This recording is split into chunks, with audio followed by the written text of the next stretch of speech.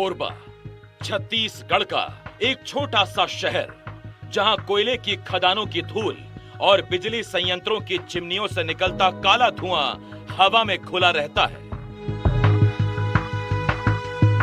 शहर की भीड़ भाड़ वाली सड़कों से दूर एक छोटे से अपार्टमेंट में रहती थी सलमा सुल्ताना लश्कर। 26 साल की सलमा एक लोकल न्यूज चैनल में एंकर थी।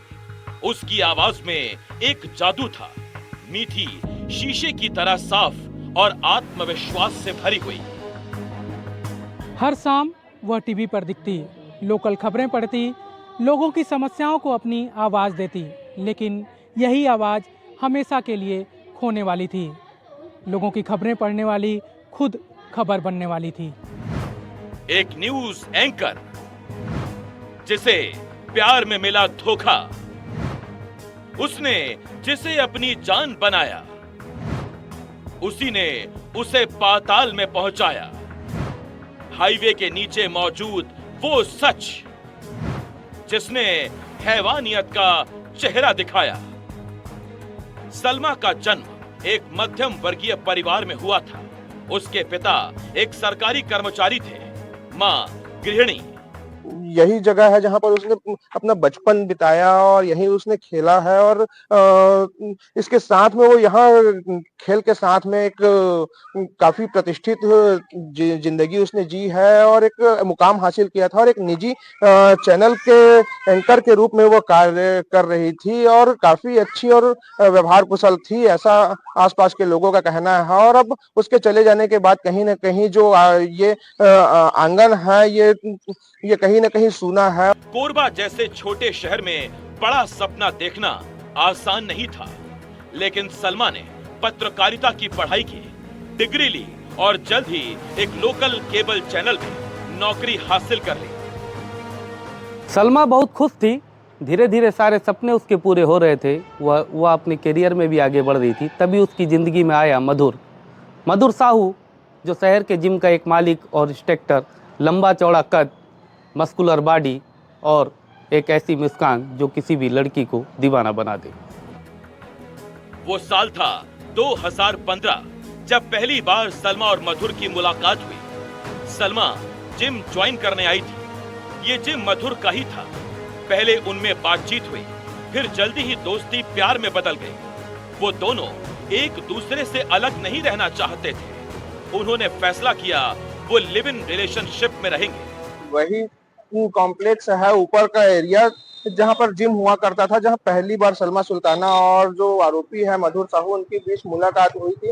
और ये मुलाकात जो है जिम ट्रेनर और एंकर के बीच न रहते हुए ये पहले दोस्ती में तब्दील हुआ और दोस्ती में तब्दील होने के बाद में दोनों के बीच प्यार का परवान चढ़ा और प्यार के बाद में फिर दोनों के बीच आपसी तकरार और तकरार के बीच में फिर हत्या कर दी गई।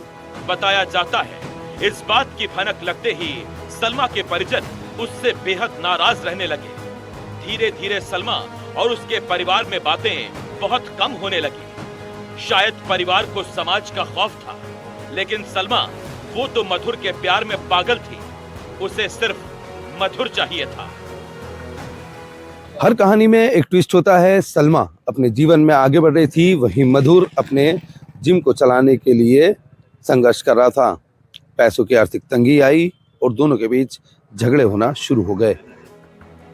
सलमा जो मधुर को जी जान से चाहती थी, ऐसा कैसे हो सकता था कि वो अपनी जान को पैसों की किल्लत में रोज यूं ही घुटते देखे। इसीलिए सलमा ने तब 7 लाख रुपए का बैंक से लोन लिया ताकि मधुर जिम चला सके। सलमा ही इस लोन की EMI भरती रही, लेकिन इस सब से कहां बात बनने वाली थी, क्योंकि अब उन दोनों के बीच आ गया था शक।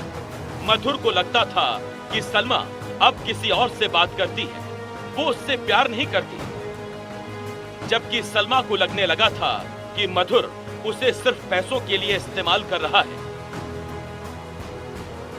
21 अक्टूबर 2018 शाम का वक्त इन्हीं चीजों को लेकर उन दोनों में झगड़ा बहुत ज्यादा बढ़ गया। सलमा की आंखों में आंसू थे, उसकी आवाज में गुस्सा था। उसने लगभग चिल्लाते हुए कहा, तुम्हें क्या लगता है मैं तुम्हारे बिना जी नहीं सकती हूँ? सलमा, तुमने सब बर्बाद कर दिया है। मधुर ने भी चिल्लाकर सलमा को जवाब दिया। उसने गुस्से में सलमा का स्टॉल पकड़ लिया। उस स्टॉल को मधुर ने इतनी तेज पकड़ा था कि सलमा का गला घुटने लगा, उसकी सांसें उखड़ने लगी। फिर क्या हुआ? किसी ने आकर सलमा की जान बचाई। क्या सलमा ठीक थी या सलमा की जान जाने वाली थी? आखिर उस झगड़े का क्या अंजाम हुआ, देखिए अगली रिपोर्ट में।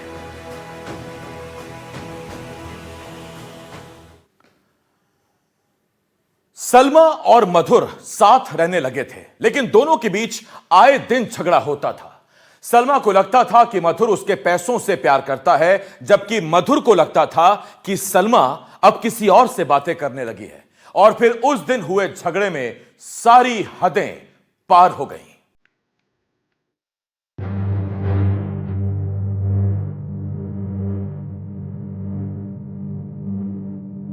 सलमा और मधुर में आए दिन झगड़े होने लगे थे, लेकिन उस दिन बात बहुत आगे बढ़ चुकी थी। झगड़े के दौरान मधुर ने अपना आपा खो दिया। उसने सलमा के गले में बड़ा स्टॉल जोर से खींचा, इतनी जोर से कि सलमा का दम घुटने लगा, उसकी सांसें रुकने लगी। वो अपनी जान बचाने के लिए पूरी ताकत लगा रही थी, लेकिन धीरे धीरे उसकी आवाज और सांसें उस पकड़ के आगे हार मान गई।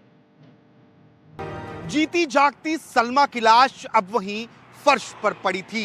ये देखकर मधुर के होश उड़ गए। उसे समझ आ गया था कि उसने बहुत बड़ा अपराध कर डाला है। उसने अपने दो दोस्तों कौशल और अतुल को फोन कर बुलाया। सलमा की लाश देखकर कौशल और अतुल भी हैरान थे। अब बारी थी सलमा के शव को ठिकाने लगाने की। मधुर ने कौशल और अतुल से कहा कि वो सलमा की लाश ठिकाने लगाने में उसकी मदद करें, जिसके बदले में वो उन्हें 20 लाख रुपए देगा। उन दोनों ने सलमा के फोन को हमेशा हमेशा के लिए बंद कर दिया, ताकि कोई भी सलमा को कॉल ना कर सके। इसके बाद उन तीनों ने तय किया वो उसकी लाश को कोरबा दर्री रोड पर दफना देंगे। इस सड़क को इसलिए चुना गया क्योंकि ये आमतौर पर सुनसान रहती है। रात के अंधेरे में यहाँ कोई आता जाता नहीं।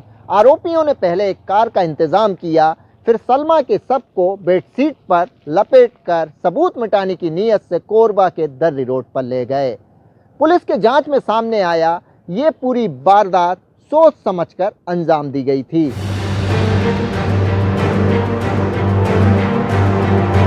ये हैवानियत यही नहीं थमी। एक बेजुबान डॉग भी इनका शिकार बना, जिससे लाश दफनाने को लेकर गड्ढा खोदते वक्त कोई इनसे सवाल न करे।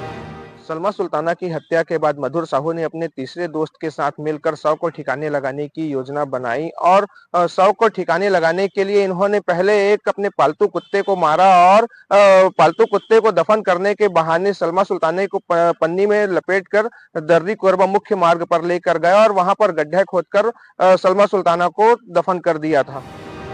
सड़क के किनारे 8 फीट गहरा गड्ढा खोदकर उसमें सलमा के शव को दफना दिया गया। अगले दिन से मधुर फिर ऐसी जिंदगी जीने लगा जैसे बीती रात कुछ हुआ ही ना हो। लेकिन तभी मधुर को याद आया वो लोन जो सलमा ने उसके जिम के लिए लिया था।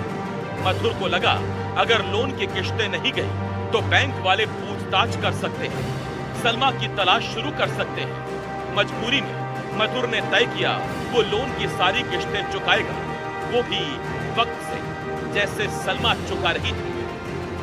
तत्कालीन सीएसपी रॉबिन्सन गुड़िया के द्वारा जब जांच आगे बढ़ाई जाती है तो पाया जाता है कि सलमा सुल्ताना के खाते में एक लोन है और उसकी गुमशुदगी के 5 साल बाद भी उसके ईएमआई पटाई जा रही है, जिसके बाद में पुलिस जांच करती है कि आखिर उसकी गुमशुदगी के 5 साल बाद भी कौन व्यक्ति है जो इंटरेस्ट दिखा रहा है और ईएमआई पटा रहा है। जिसके बाद में पुलिस मधुर साहू तक पहुंचती है और उसके ऊपर शक गहराया जाता है। उसे लगा था कि शायद ऐसा करने से कभी भी सलमा का राज बाहर नहीं आ पाएगा, कोई कभी पता नहीं लगा पाएगा कि सलमा आखिर गई कहां। और ऐसा होने भी लगा क्योंकि मधुर से रिश्ता और उसके साथ लिव इन में रहने की वजह से सलमा का परिवार उससे बात नहीं कर रहा था।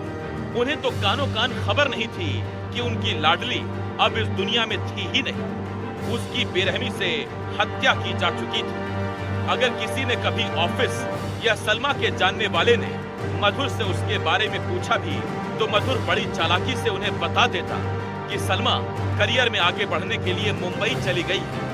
लोग उसकी बातों को सच मानने लगे। तो क्या सलमा के कत्ल का राज ही रहने वाला था? आखिर कैसे सामने आएगा सलमा की बेरहमी से हत्या का राज? देखिए हमारी अगली रिपोर्ट में।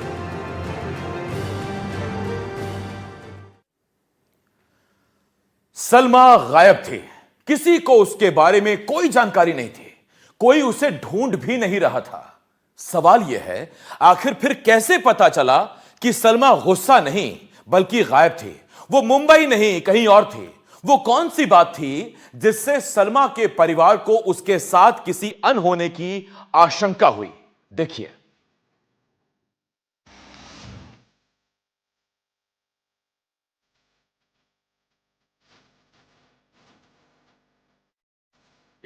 अक्टूबर 2018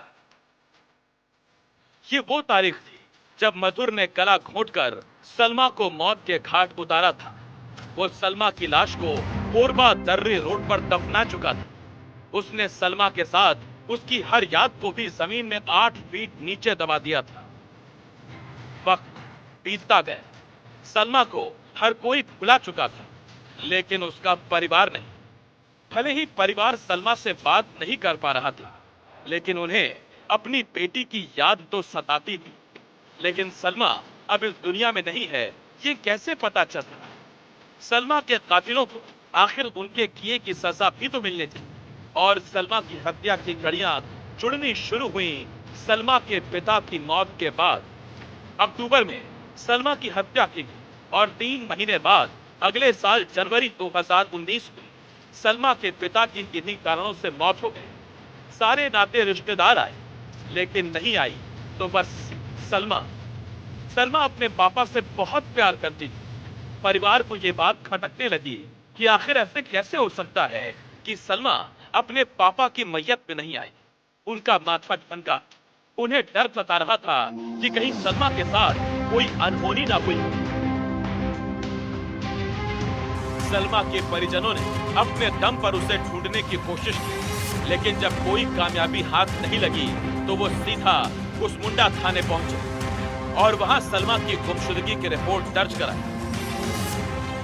सलमा सुल्ताना लंबे समय से घर नहीं आई थी और उसके परिजन अपने स्तर पर सभी जगह उसकी तलाश कर चुके थे। इसी दौरान 20 जनवरी 2019 को सलमा सुल्ताना के पिता की मौत हो जाती है और अपने पिता के अंतिम संस्कार में भी जब वह नहीं पहुंचती है तो परिजनों को किसी अनहोनी की आशंका होती है और जिसके बाद में कुसमुंडा थाने में गुमशुदगी दर्ज की जाती है और पुलिस के द्वारा जांच की जाती है। जांच में सलमा सुल्ताना का स्कूटी रेलवे स्टेशन से बरामद किया जाता है, वहीं उसके फोन लगातार बंद आते हैं। ऐसे में पुलिस जांच तो करती है, लेकिन किसी ठोस जानकारी और किसी ठोस सबूत के अभाव में मामले को ठंडे बस्ते में डाल दिया जाता है और मामला लंबित हो जाता है। इसी दौरान काफी चर्चाएं उठती हैं कि सलमा सुल्ताना ग्लैमरस की दुनिया में है और वो मुंबई चली गई है और अपने परिवारजनों को पीछे छोड़ गई है। पुलिस ने जब मामले की जांच शुरू की तो उन्हें रेलवे स्टेशन पर सलमा की स्कूटी तो मिल गई, लेकिन सलमा कहीं नहीं मिली। उधर इसी बीच जब मधुर से पूछताछ की गई तो उसने ये तो कबूला कि वो सलमा को जानता है, लेकिन उसने बार बार कहा कि सलमा मुंबई चली गई। वो मुंबई में कहाँ है उसे नहीं पता। पुलिस अंधेरे में हाथ पैर मारती रही, लेकिन सलमा का कोई अता पता नहीं चला और फिर सबूतों के अभाव में सलमा को ढूंढने की कोशिश ठंडे बस्ते में चली गई। तो क्या कभी सलमा के कत्ल का राज सामने नहीं आने वाला था? क्या वो न्यूज एंकर जो लोगों की खबरें दिखाती थी, लोगों को इंसाफ दिलाती थी, क्या उसे इंसाफ मिल पाएगा? कहानी तो अब शुरू हो रही थी। सलमा की मौत को 5 साल बीत गए।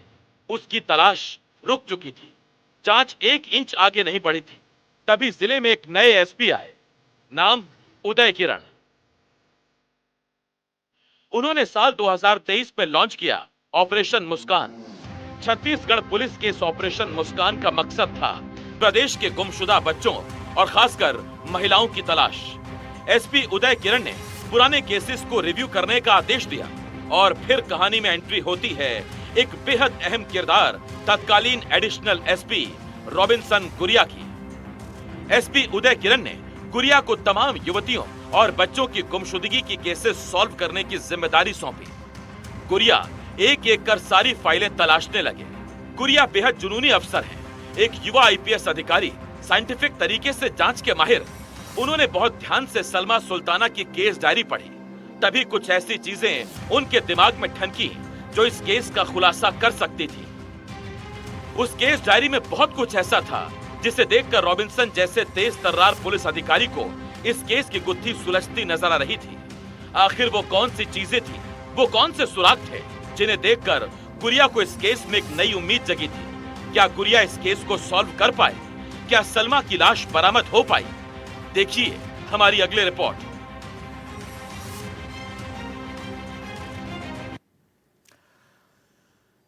रॉबिन्सन गुरिया कहानी में एक दमदार कैरेक्टर, एक दमदार कॉप, जिनकी एंट्री इस केस में हो चुकी थी।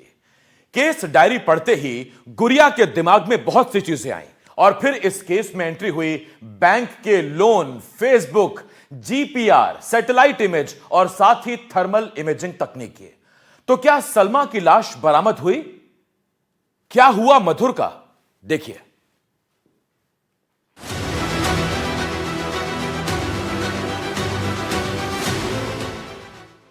रॉबिन्सन गुरिया, जो उस वक्त दर्री के सीएसपी थे, इस केस को मिशन मानकर आगे बढ़ने लगे। वो सलमा की केस डायरी बहुत करीने से पढ़ने लगे। केस डायरी पढ़ते वक्त एक नहीं बल्कि दो ऐसी चीजें थी जो गुरिया को बार बार परेशान कर रही थी। पहली चीज थी फेसबुक से सलमा का गायब हो जाना। सीएसपी रॉबिन्सन गुरिया ने देखा कि सलमा क्योंकि एक न्यूज एंकर थी तो उसे ग्लैमर का शौक था। जाहिर भी है, अच्छे से तैयार होना और ढेर सारी फोटोज खींचकर उसे सोशल मीडिया पर डालना। उस वक्त के युवाओं के लिए सोशल मीडिया का मतलब था फेसबुक। गुरिया ने सबसे पहले सलमा का फेसबुक अकाउंट खंगाला। गुरिया ने पाया 5 साल से अकाउंट तो एक्टिव था, लेकिन कत्ल वाली रात यानी 21 अक्टूबर 2018 के बाद से सलमा फेसबुक से ऐसे गायब हो गई थी जैसे वो कभी थी ही नहीं। गुरिया को ये बात बहुत अजीब लगी कि एक युवती जिसे फोटो खिंचवाने का बहुत शौक था, वो आखिर अचानक पोस्ट करना क्यों बंद कर देती है। सुपरविजन करने के लिए जब डायरी मेरे पास आई तब मैंने उस डायरी का एनालिसिस किया और एक सिंपल ओसिंट टूल से मैंने उनका नाम और नंबर को बस सर्च किया था। इतने में मुझे समझ आया कि वो लड़की जो कि फेसबुक में इतने सालों से बहुत एक्टिव थी और अचानक से 21 अक्टूबर 2018 को उसका आखिरी पोस्ट आता है। उसके बाद से वो अकाउंट एक्टिव है बट कुछ पोस्ट नहीं आया। ये बहुत रेयरली ऐसा मिलता है, जिससे मुझे लगा कि कुछ तो बात है जो अभी तक इस डायरी में नहीं आया है। और साथ ही साथ जिन लोगों का स्टेटमेंट्स हुआ था वो भी बहुत ज़्यादा कोरोबरेटिव ऐसा नहीं था। तो एक इनक्विजिटिवनेस आई कि इस केस को और तह तक जाना चाहिए और उसकी फिर मैंने दोबारा से विवेचना शुरू की। केस डायरी पढ़ते वक्त जिस दूसरी चीज ने तत्कालीन सीएसपी गुरिया को परेशान किया वो थी सलमा के लोन की किस्तें जो लगातार भरी जा रही थी। रॉबिन्सन गुरिया को जांच के दौरान उस लोन के बारे में पता चला जो सलमा सुल्ताना ने मधुर के जिम के लिए लिया था, वही 7 लाख का लोन। गुरिया को पता चला कि उस लोन की किस्तें अभी भी भरी जा रही थी, वो भी वक्त पर। सवाल ये था, अगर सलमा जिंदा है तो वो कहाँ है, और अगर वो नहीं रही तो फिर उसके नाम के लोन की किस्तें कौन भर रहा है। गुरिया ने बैंक से उस मेहरबान के बारे में जानकारी निकलवाई जो सलमा के बदले लोन की किस्तें भर रहा था। गुरिया ये जानकर हैरान रह गए, वो कोई और नहीं बल्कि मधुर साहू ही था। बैंक से पता चला तो फिर लोन का कुछ डिस्प्यूट है। फिर लोन की उसकी जो ईएमआई भरते हैं ऑलरेडी उसमें 21 अक्टूबर 18 को वो लास्ट पोस्ट है। जनवरी में उसका मिसिंग रिपोर्ट लगा है। फिर जुलाई अगस्त तक भी ईएमआई डल रहा था उसके अकाउंट में। तो ये कैसे हो सकता है, तो कौन डाल रहा था? इस टाइप के सवालों को हम पीछा करते गए और फिर फाइनली हमें समझ आया कि एक लव ट्रायंगल उस केस में इन्वॉल्व था, एक फाइनेंशियल लोन का भी एक एंगल था। यानी अब गुरिया इस बात को लेकर श्योर थे कि जरूर सलमा के साथ कोई तो अनहोनी हुई है। उस वक्त के दर्री सीएसपी गुरिया अब नारायणपुर के एसपी हैं। इस केस के सिलसिले में जब एनडीटीवी की टीम ने गुरिया से बातचीत की तो उन्होंने इस बात को माना कि कत्ल के फौरन बाद आरोपी मधुर साहू और बाकी के सह आरोपी उस वक्त की जांच टीम को गुमराह करने में कामयाब रहे। मधुर इतना शातिर था कि वो तो खुद पुलिस टीम के साथ मिलकर सलमा को हर तरफ ढूंढता फिर रहा था। पुलिस को थोड़ा गुमराह कर रखा गया था और फिर जब धीरे धीरे जब उस केस की इंटेंसिटी कम होते गए, टीआईस चेंज होते गए, तो फिर धीरे धीरे वो ऑटोमेटिकली गुम इंसान में ही बना रह गया। क्योंकि गुम इंसान जो मेजर होते हैं, 18 साल से ऊपर होते हैं, उनका एफआईआर दर्ज नहीं होता है। तो बहुत जगह ये देखा गया है कि गुम इंसान की फाइलें इग्नोर्ड रहती हैं। तो ये एक इशू रहा होगा, बट कुछ ऐसा फाइल में कुछ ऐसा गड़बड़ नहीं था। इसके बाद जैसे जैसे वक्त बीतता गया, ये केस ठंडा होता गया। गुड़िया ने जब जांच का जिम्मा संभाला तो उनके सामने कई चुनौतियां भी आईं। इनमें सबसे बड़ी 2 चुनौतियां थी, जिनमें पहली चुनौती थी 5 साल पुराना लिमिटेड सीडीआर और दूसरा सिर्फ सलमा के नंबर का सीडीआर होना। गुड़िया जानना चाहते थे कि 21 अक्टूबर 2018 को सलमा ने किस किस से बात की थी और साथ ही इस केस में संदिग्ध मधुर साहू ने किस किस से बात की थी। लेकिन चुनौती ये थी, उस वक्त की जांच टीम ने सिर्फ सलमा का ही सीडीआर निकलवाया था, ना तो मधुर साहू का और ना ही अतुल या कौशल